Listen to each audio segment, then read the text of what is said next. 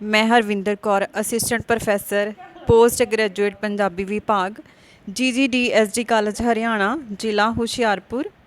अज मैं तुहाडे नाल गुरु अर्जन देव जी की रचना जह प्रसाद छति अमृत खाए की व्याख्या संबंधी गल करांगी। इस रचना नूं पंजाब यूनीवर्सिटी चंडीगढ़ वालों BA समैसटर 5वें की लाजमी पंजाबी के सिलेबस विच शामिल किया गया है। सब तो पहला मैं थोड़ी जी संखेप जी गल करांगी तुहाडे नाल गुरु अर्जन देव जी बारे। गुरमत ते पंजाबी साहित्य विच गुरु अर्जन देव जी का महत्वपूर्ण स्थान है।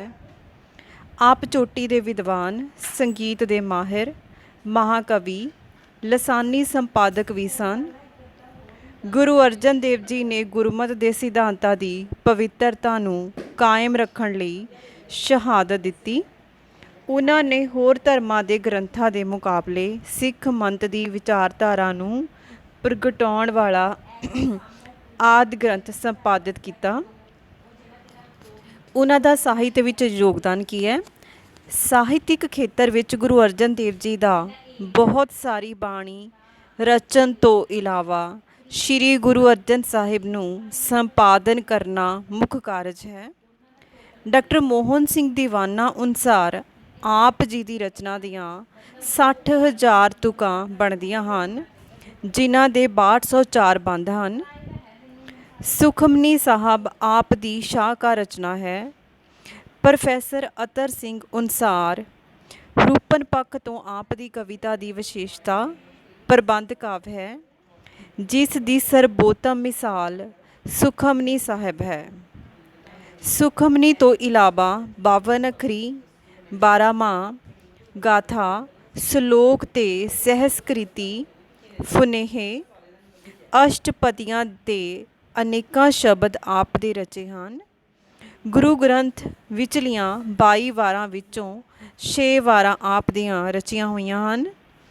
गुरु ग्रंथ साहब की संपादना आप दा एक अजिहा ਸਾਹਿਤਿਕ ਕਰਮ है जिस दा समुची दुनिया विच कोई मुकाबला नहीं।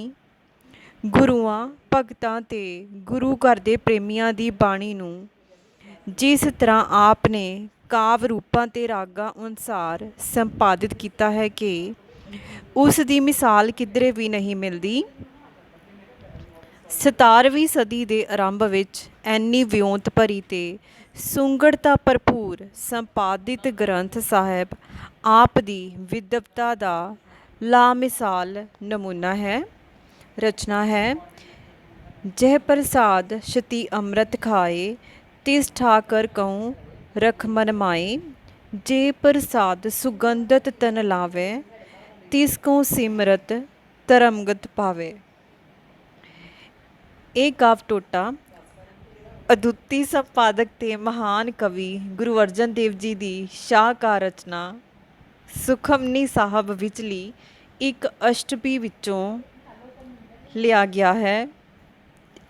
ਇਹ ਪ੍ਰੋਫੈਸਰ ਅਤਰ ਸਿੰਘ ਦੀ ਸੰਪਾਦਿਤ ਕੀਤੀ ਪੁਸਤਕ ਮੱਧਕਾਲੀ ਪੰਜਾਬੀ ਕਾਵਿਧਾਰਾ ਵਿੱਚ ਜਹ ਪ੍ਰਸਾਦ ਛਤੀ ਅੰਮ੍ਰਿਤ ਖਾਏ ਦੇ ਸਰਲੇਖ ਹੇਠਾਂ ਦਰਜ ਹੈ।